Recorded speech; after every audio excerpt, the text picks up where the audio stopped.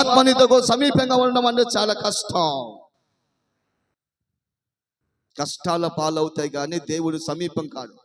ఈరోజు మన ఇష్టాలు తీర్చుకొని, మన కోరికలు తీర్చుకొని హ్యాపీగా డమ్మంగా వచ్చి బాగుంటే ప్రభు అనేది, బాగలేకపోతే దెయ్యాలతో తిరగడం కాదు. సంగమా, జ్ఞాపకం చేసుకో, ఎల్లప్పుడూ ప్రభుతో ఆనందించుడి. మరలా చెబుతున్నాను, ప్రభుతో ఆనందించుడి అంటున్నాడు.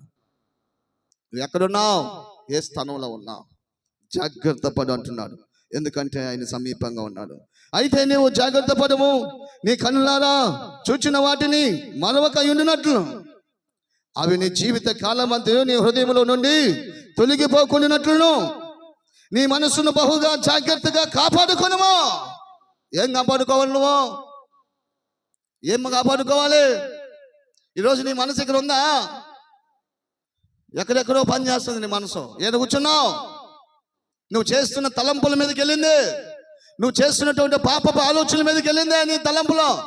నువ్వు చేసిన కార్యక్రమాలన్నిటిని నీ మీదకి, నీ దృష్టికి తీసుకొస్తుంది చూడ. నీ మనసు ఎక్కడెక్కడ ఏమేమి జరిగించినటువన్నిటిని నీ ముందు తీసుకొచ్చి పెడుతుంది నీ మనసు.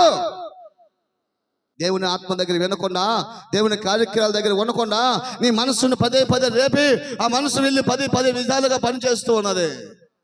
దేవుని మందిరంలో ఆ మనసును బంధించలేకపోతున్నావు. నువ్వు పలుమార్లు బయట వెళ్తుంది ఆ మనసు.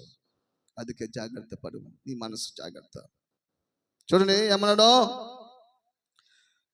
కుమారులకును నీ కుమారులకును నీ కుమారులకును నీ కుమారుల కుమార్తెలను వాటిని నేర్పి, నీ కుమారులకుని నీ కుమారుల కుమారులకుని వాటిని నేర్పించడానికి ఇష్టపడండి. దేవుడు సమీపంగా ఉంటాడు. 146 అధ్యాయం 3వ వచనం చదువుదాం.